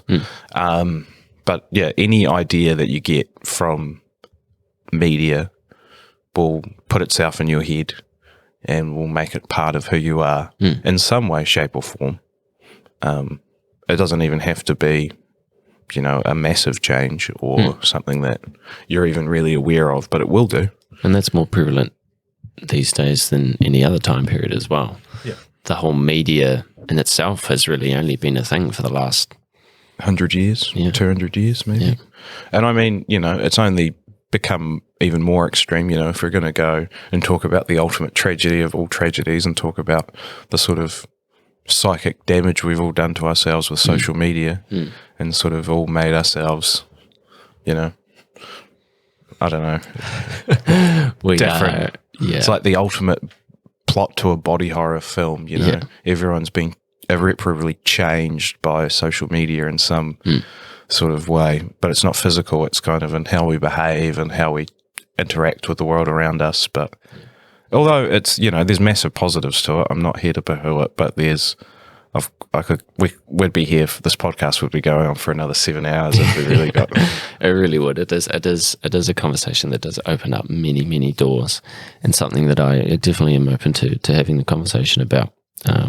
Obviously not for 7 hours, but it is something that I do find fascinating, because there's always two sides to the coin, right? Like, I do look at the media the same way you're explaining, where like a lot of what we're consuming is either irrelevant or too grim, or pushing a certain narrative, or we're led to believe certain things that perhaps aren't all true, and what aspects can you believe and what aspects can't you believe or shouldn't believe is hard to tell, especially again since the amount that we have access to and the amount that we do consume even without knowing it. The stuff that we are influenced by is very prominent, so it's hard to really depict how you actually think about a certain thing had it not been something you had seen through whatever media platform it is, and it's you know what I'm saying? Like, I don't really have any point to that, but it's I guess more of an observation. But again, it doesn't have to have a point. I think when you talk about these sorts of aspects of like human behavior or the human condition or how people are and what makes them who they are, is you can't really claim to have an answer if you're making these observations, because then who's going to listen to you if you're like, oh, well, this is the way you have to be now. This is the answer to that. Exactly. I don't think there is really a good answer to any of those observations. It's just that's the way they are. And the irony is a lot of the time those narratives and those ideas will be pushed through a media platform as well. As a which is way kind of to ironic. push another idea or, So it it's just that, becomes intertwined. it's just that the nature of, when someone discovers a way to manipulate someone, they then apply that manipulation technique as much as they can. And there's no better way to see that happening than in the media. Yeah. Particularly, advertising is probably the major one for it, I suppose. You can't escape that now. It's actually immensely disruptive, the amount of advertisements that we consume. Yeah. And not by choice. It's never by choice. No one consumes ads by choice. That's why they're ads. Yeah. But it's like, it's getting to the point now where you can't even, when you are choosing to look at social media or whatever media, if we're talking about in the general sense, a lot of what you are doing on those platforms now is just disrupted by more media that you didn't choose to absorb, It's your whole, ability to even consume media through that platform is now just a negative experience because of the just sheer flood of advertising. And I mean, it's a malicious reason. It's, again, to commodify you and turn you into a resource to be bought and sold as data to create more advertising. Yeah. And that's why there is such a huge stunt in advertising, is because a lot of people, especially young people, with this influencer culture that we have now, a lot of people are looking to social media or looking at about obtaining a certain lifestyle or a way of living in which you don't have to have a 9-to-5 job and you can just live off companies paying you to wear or use their products, and those ads get you think you follow someone because they're cool and you like what they do, and then you see them advertise a product and you just sort of have this immediate dissociation with that person, because it's like, oh, this feels just like another commodity that's being presented to me. Like, how weird is it when someone gains so much popularity that ads just start getting fed into what they do? And I'm going to be the biggest hypocrite here, because this may well get to a point, or I will perhaps want it to get to a point where it could be profitable. And I, as a millennial wanting to not work the 9-to-5 routine and do what I love to do for a living, will look at ways to look to profit off what I do. And that usually will involve advertisements. So it's kind of like a vicious cycle. Yeah. It feeds into itself forever, because they know that that's the only way that you're going to make money. They know full well. They're like, yeah, hell yeah, you can do. You can escape that type of, slavery where we're not going to exploit your time or your mental energy where you're locked into a retail space. Yeah. But now you belong to us in the expressive sense. It's like, now if you want money from us to escape the 9-to-5, now you have to give up the space that you exhibit for expressing yourself. If you're a content creator and you want to advertise, the way you express yourself, is within the context of your creations, because that's how you do it. So you would put an ad here, drink this delicious drink. That sort of stuff in the middle of a podcast. But it then, instead of them owning you for your time and your mental energy like they do in a shop, they now own you for what you create, which I think is a different kind of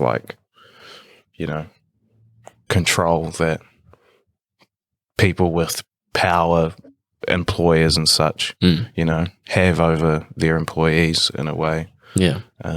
In that sense, it's, I think, slightly different. I mean, it's not like anyone has, I may have missed the point of what you were saying here, but when you're seeking to entail advertisements in what you do creatively or whatever content you do outside of a quote unquote 9-to-5 job, that's how it's done, right? That's how you sort of are able to do that thing. So it's not like these ads are sort of propping up because they see, or a lot of companies will come to people specifically to put an ad in a place that they see as fit for their product, and that's usually in the realm of that person's creative field or space or whatever it is, platform. But to seek that out and put it in your own place, how much of that is really, do you get what I'm trying to say? Yep. Like if I'm looking for advertisements, does that sort of affect the integrity of what you're doing? Personally, like if you were to ask me straight up and say, hey, if I started actively looking for advertising in my work, do you think it would affect its integrity? And I think ultimately, yeah, I think it would.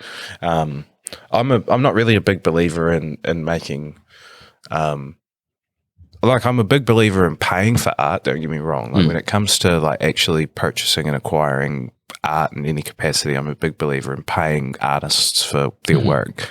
But I'm not a big believer in accepting money for my work, if you know what I mean. Like all of my Residue music that I've made has always been free.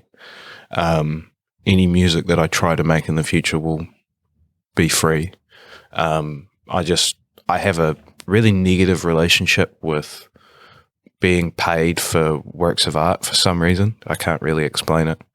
And I think, it does somehow affect its integrity. I think by putting it into that space of like making it a commodity to be bought and sold and owned by people, you kind of, affect its ability to really be a work of art in the best possible sense. I don't begrudge anyone for, like if someone wants to get paid for their art, I'm like, hell yeah, get money, like get paid, because if you can do it, absolutely. But me personally, I just feel, I agree with you. Like, I don't feel like you're saying anything I'm personally not super comfortable with it. It makes me feel uncomfortable. Yeah, I can understand that. I mean, I would love to give a painting to someone that wanted it. I would love that. But it's just not really feasible for me. No, absolutely not. And it shouldn't ever be like something you feel like you should have to do. Like if you want to do it, yeah, absolutely. But I mean, I think that has a lot to do with what it is that's being created though as well. Like with a piece of music that I'm recording at home on a little Tascam or whatever, I can't really justify letting anyone pay me money for that. When it came to the album, because that did cost some money to create, I let people pay what they want for it, and that's a good way. There's no way I'll ever recuperate the costs for recording it through the potential donations that'll ever trickle through for that. But that's not the point. The point was to make it and put it out and let people listen to it. And if they want to give me money, cool. I'm not going to say no, but I don't really want it. I don't do it for that reason. I don't want to make it. I don't think anyone starts doing something creatively because they want to make money, Well, I would hope not. You would hope not, but, you can't speak for everyone, I suppose. Yeah. But I guess that in itself will sort of define. Perhaps we'll come back to our point about like what is good art, Does good art come from someone that sole purpose is to create the art for art's sake, or does good art stem from someone who just seeks to have a side hustle, I don't think it really, I don't think the circumstances really matter in that respect, to be honest. Like I think, if someone's just doing it for the hustle, they can still make something that's awesome, still make something that, again, could be considered good. Some could be doing it for the passion and never make a good piece of art in their entire lives, but it's more about once you've created it and given it up and sort of accepted that this piece of art doesn't belong to me anymore and now belongs to the world, it's only good by the way that people react to it. Yeah. So it doesn't matter how it was made or who made it or what it was made with or when it was made, as long as people go when they react to it, that's a good piece of art, then it's a good piece of art. I think is the way I look at it. True. Pretty black and white, I guess. Absolutely. Yeah, well, that makes sense. And that's really all it should really be about. There really shouldn't be so much reason to what makes art even good art, if that's even like a plausible question to be even asking, And then, to another sort of example of the example I gave about someone that potentially might be just sort of making art to make money or just have a sort of a hustle. Could be someone that needs to make money because they don't have a job and they need to pay the rent that week, so they need to make something for someone to enjoy, you know, to get that, and that in itself could be the best kind of. And the person who paid for it, that could have been the best damn piece of art they have ever had in their entire lives. Exactly. So Yeah. for them, it's good art. So that's what it is. It's just, it doesn't matter what anyone else outside of that transaction thinks, I think, for that specific example. But, you know, the example applies across the board, as it's all about the transaction between the artist and the art receiver. It's funny. I definitely haven't loved every piece that I make, but majority of the time, especially recently, pretty much everything that I've made I've been happy with, or have at least worked into a point that I feel it's complete. And have many works here in the studio that I admire and feel like that I can't part ways with. I feel like I like them that much that I couldn't get rid of it. And there's a lot of work that I don't like that sits there as well. But so where I'm going with this point is more based around the good stuff. Even the work that I like and I think is the best work that I can present to someone, I still can't accept the fact that someone likes it enough to buy it for their own, because I have this immediate switch in my mind where it's like, I like that, I'm happy with that, and someone goes, I love this, I would love to buy this from you. You go, oh, that? Oh, you'd like to buy this? Especially in the context, like I remember specifically the first painting that I sold in a gallery scenario, I think it was last year. The only reason I had put the paintings into the group exhibition was because I was just a member of the group, and obviously a chance to get some exposure, just to be a part of a community in that sense was all I was really in for, not really expecting much. My work was quite different from everyone else's involved in the group, and I was fine with that. I wasn't super comfortable seeing my stuff involved with everyone else's. I did feel a bit self-conscious about my work, but that was sort of just, you know, you brush it off. It is what it is. It's nerves. And in itself, I was still happy with the work. It was just I struggled to look at it as a whole. Sidebar. But anyway, the point was someone liked one of them enough to buy them. And I was honestly so bewildered by that fact. Someone had come up to me during the night and said, "Congratulations, someone's just bought your painting." And I just couldn't accept that. At least for the first 5 minutes, it was like I'd sold paintings before, but just sort of like friends and things. But this was like, someone has bought a piece of my work in a gallery amongst all this other great art from these great artists that have been painting for years and years, and someone chose something of mine and bought it. That was such a hard concept to accept. And then when I sort of realized the reality, if that sentence even makes sense, when that reality had set in about that, and the fact that I was going to get money from that, and I would no longer have that painting anymore, that was probably the hardest part about it. It's like, oh my God, someone's given me X amount of money, of their money, for this thing. Yeah, I like, suppose I feel like I couldn't accept it. Yeah, I suppose that is an interesting distinction between, say, creating music and creating, say, something like painting.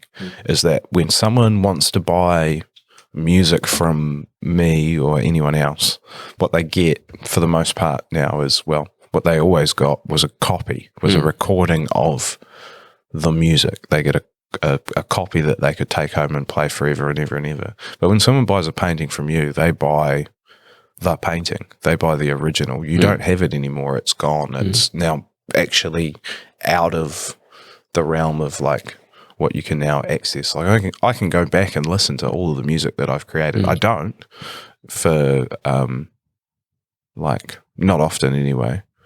But I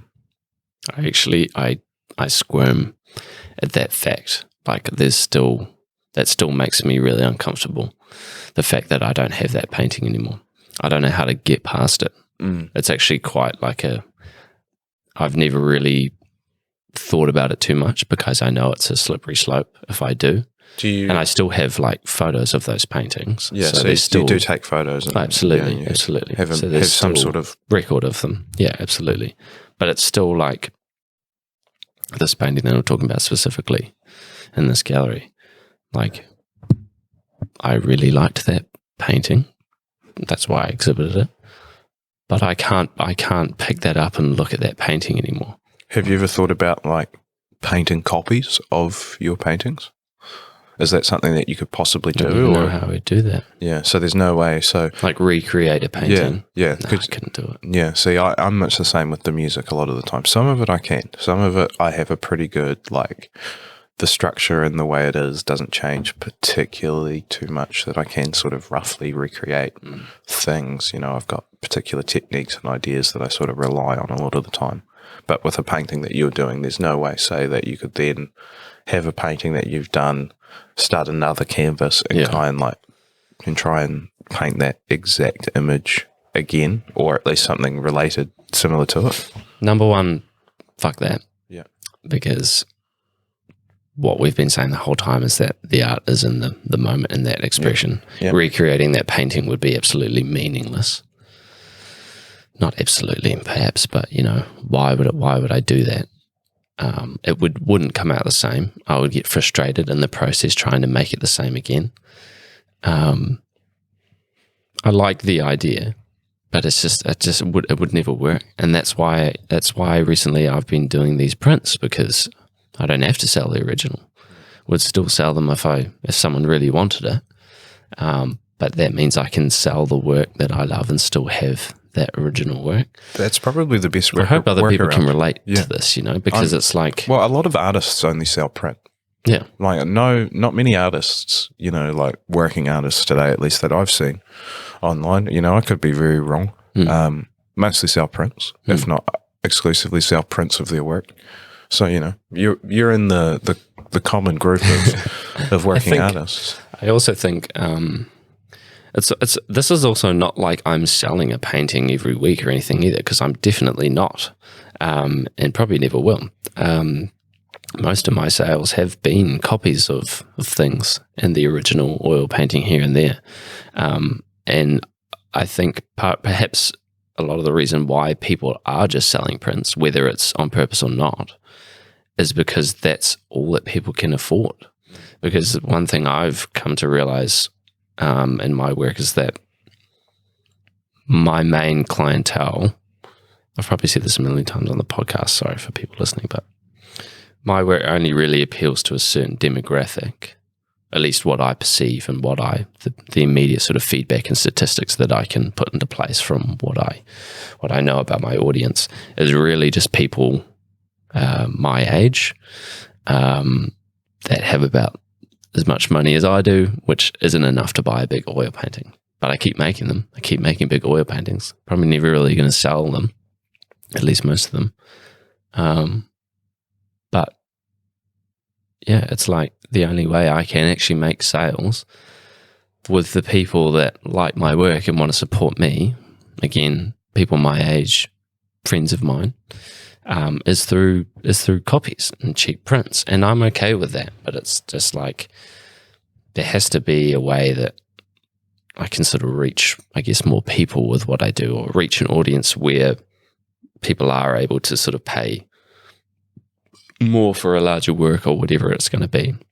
But that doesn't necessarily matter. That's just sort of, I guess, if you're sort of looking at it with that goal in mind, to sell everything you make, which is not the idea. It's just like, you know, the studio is probably only going to be able to handle so many paintings in it before I have to get rid of some stuff, you know.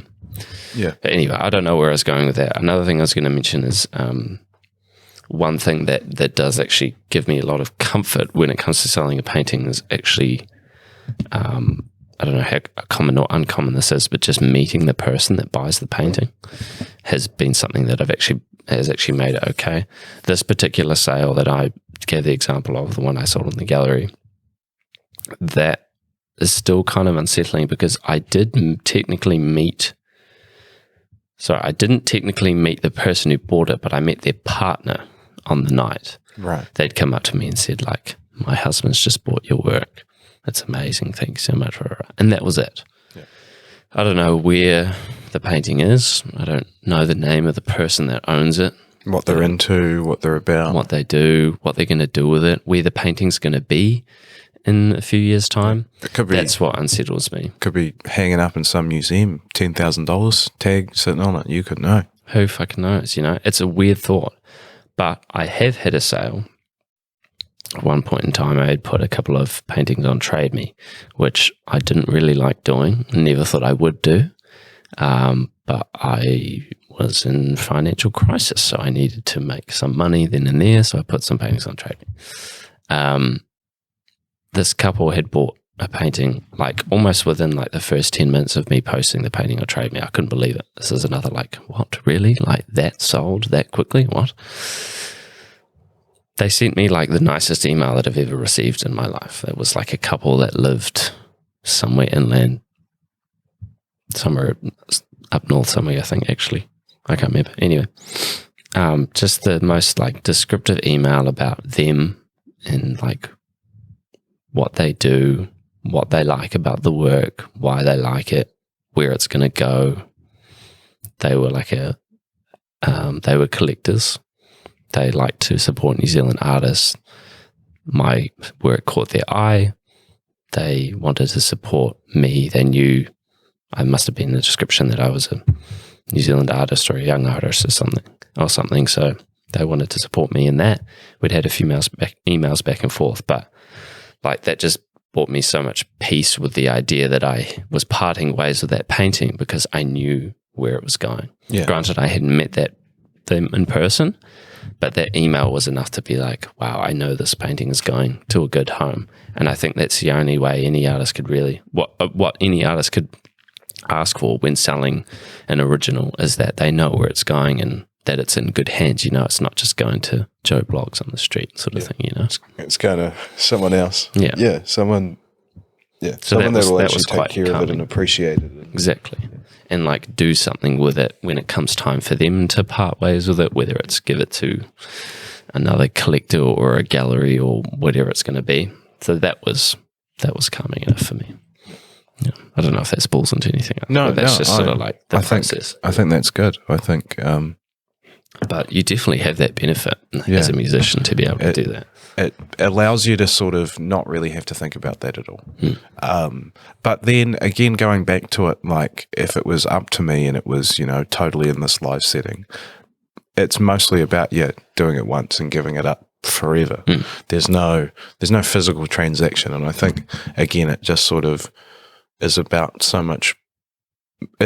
so much about how the medium of expression really does manipulate what it is that you're trying to do and what your intention can be and what the message and purpose to your art can actually be and how hard it is to then let go of those feelings or whatever those concepts may be and pass them on to other people, because ultimately that's all you really, you know, you can't make art and then never show it to anyone or never show there's not really much point to that, I don't think. Yeah. You might have some insight into this. Something else I've been thinking about recently is how much exposure you should give to your work. This point will differ between, typically will differ between visual artists and musicians. That seems to be a general topic at the moment, obviously with you and I. But you know, how much, like, I definitely believe in the concept about showing your art when it's made and showing the best work that you make on any given day, week, month, however often you make art. For me, it's quite regularly, and it's in short bursts. So stuff that I make happens pretty quickly. It's usually within a day. I don't usually take more than a day on a painting. So on any given week, I can create maybe 2 or 3 bodies of work. So I wonder, should I be showing those works as soon as they're made every time, or should I be being a bit more reclusive? Is that the right word? Selective? Yeah, or just a bit more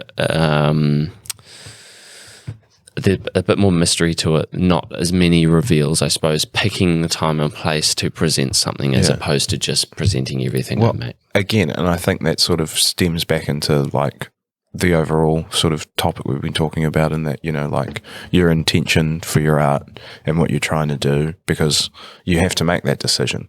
Because I've definitely, you know, working across multiple different styles and projects and what have you, have had different approaches to doing that and answering that question. With the residue stuff, it is very much just like finish it, do it, put it out. It's out there. Don't really expose it too much. It just goes from one end to the other, is out.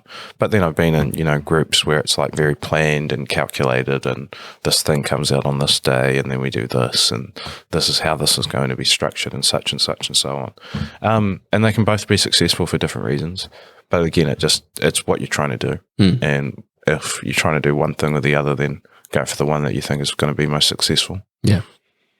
I think that makes sense. I think that's kind of what I'm doing without really thinking about it too much.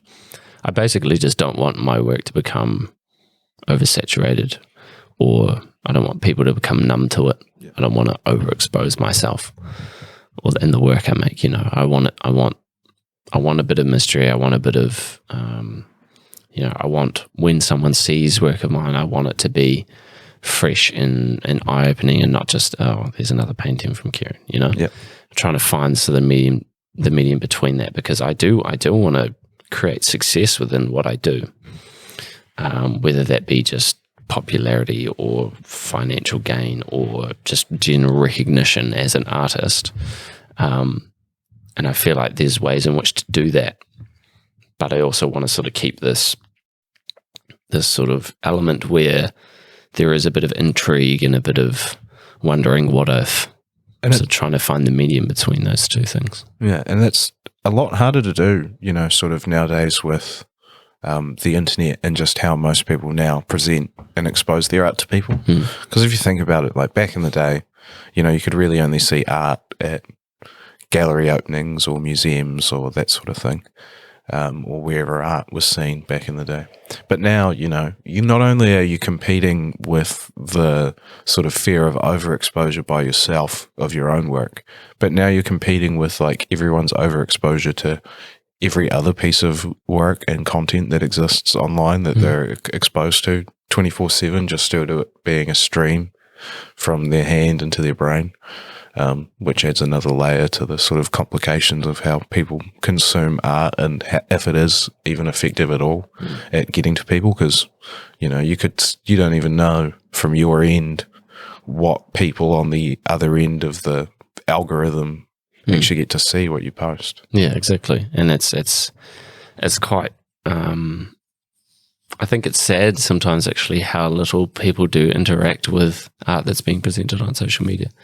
And particularly just in my case, I don't notice a lot of feedback, which is fine. You don't have to reply to everything I post to. That would eventually become stale as well. But, you know, it does start to affect your mentality around what you're doing if no one's actually responding to what you do. Yeah. And a like means next to nothing these days. Like, it's nice. It's nice to see people liking your stuff, but it doesn't really empower you at all, you know? I don't really use like social media in any capacity. I may use it to put the occasional piece of music online, but for the most part, you know, I just have a space where a website, you know, like a Bandcamp page where I upload the songs, and that's where they exist. Just because, yeah, there is no real meaningful way to interact with a piece of art through social media, in my opinion. You can't, like, looking at, you know, just take, for example, this painting right here on the wall that you sent me a photo of however many weeks or months ago it was. It's a totally different work of art to what's right here in front of us now. There's so much more to it. There's so much more to talk about. There's so much more in it that exists as a work of art that you don't see, can't interpret, and can't really make sense of through social media. And that's why I think, you know, people can't really interact with art through social media. You can't really experience it through a phone screen. That's true. That's really, yeah. That's pretty much it in a nutshell, isn't it? Because, and that's why you have gallery openings and why you exhibit art, because it's not the same. But, you know. And the same could be said, you know, of any art, of any work of art. I don't think a phone or social media is the appropriate way to consume art of any of anything. I guess what it's really doing, if we're going to talk about benefits that social media can give art, I suppose it's just starting the conversation. You know, Getting people exposed to it. Yeah, it's getting ideas across at least, and it's also giving invitation, I suppose, as well. You can present. You could, in the most literal sense, tell someone about an exhibition and post a painting and say, "Hey, come see this in person." You know? Yeah, and so it's a tool in that regard. But yes, for just plain old consuming art, I don't believe in it either. But you know, and a lot of people don't really see it as a tool, though. They see it as the mode of consumption, which I think is the unfortunate thing about the way that it's used for art, is that there aren't those physical interactions between real people and real art happening to sort of reinforce the exposure that they're getting through social media, which, you know, just needs to happen more, I think. Yeah, definitely. And obviously there's cases in which, you know, like obviously you've been invited to the studio this evening, so you've been able to see things in person. I can't, you know, post a painting and say, everyone come around to the studio and see it in person. Number one, that's not going to happen. No one's going to fucking do that. Yeah, it's just not plausible. No, you know, absolutely not. Like it's time and place, and it's who you're with and what you're able to actually access. But not everyone always has the ability to be actually able to exhibit something at any given time and place. So I think social media is good for being able to just those little quick bursts. It's almost like a I'm working sort of thing. It's like I'm still making art. You know, you're sort of giving the idea about your process and I suppose work ethic to a broader audience. Whether that's a good thing or not, I don't know. But I guess I just am a social media user, so I just sort of default to doing these things. I typically try to not overanalyze why I would or wouldn't post something. You know, it's just it just happens. It's just another type of like media that you're consuming and how that's shaping and manipulating the way you behave and the way you are and stuff like that. Because people use it so much, they just get comfortable with posting, you know, large amounts of what they're doing on to the platform. And I think, it can absolutely be beneficial because people are interested in that. That's not something that people like. I might be an anomaly to say that, you know, I don't use it and don't really interact with it, but for the vast majority of people, they are. Yeah. And so therefore it is a good tool of getting art out to the masses and getting people interested in it and getting them engaging with it in that sort of capacity. So yeah, it is a positive for that, you know, respect, but there is a lot to be said about, you know, just how much more powerful art can be when you take it out of that realm and make it more physical and more visceral and more like actual for people, because the two don't really compare, I don't think. Yeah, no, I would agree with that. Yeah, it's a weird art world that we live in at the moment, I think. Yes. And I still don't really have the answers to anything. And I keep telling myself it's still super early days for everything that's going to happen for me art-wise, you know, like there's so much time to be able to do the things that I think I want to do or achieve the things in a way that I want to do it, you know. But I mean, again, the reality is I'm happy doing what I'm doing for now, and if that keeps me going, that's really the only explanation I need is just that it keeps me happy. I think we've come back around to the beginning there about why you do what you do, you know, is that you paint because it makes you happy. So, you know, should we probably a good spot to then come back around and sounds good, man. I was thinking we've definitely done it. Yeah. I'm actually starting to get a bit tired. So. Well, there you go. Look, thanks for coming, man. No, this was really fun. Yeah. I'm glad I got to really sort of get inside your thought process, because I've always got it in little glimpses, and I know there was something more to what we could talk about. So I'm glad we got the opportunity. I'm glad I could fill up the time there with something at least half by interesting to listen to. So. Absolutely. It was very good. Well, again, for the listeners, if you guys want to seriously look at what we've pretty much been talking about the whole time, specifically this painting. You can see that on YouTube, so I'll be making a video. We'll probably sort of cut it in at the time that it starts, and people will be able to access it that way, which sort of contradicts the whole point we were just talking about on social media, but it's there at least for you guys to get an idea. And if people want to sort of check you out, is that something you encourage, or is it something people can do? So basically the best way to listen to my music would be to listen to it on Bandcamp. It's just residuenz.bandcamp.com. It's everything I've ever made. That's pretty much it. It's the best way. We'll put a link to that in the bio as well, so people can just go straight to that and check you out, because I think people should be checking you out. Thanks. Whether people want to or not, art should be consumed in some way, shape or form, so we'll accept that.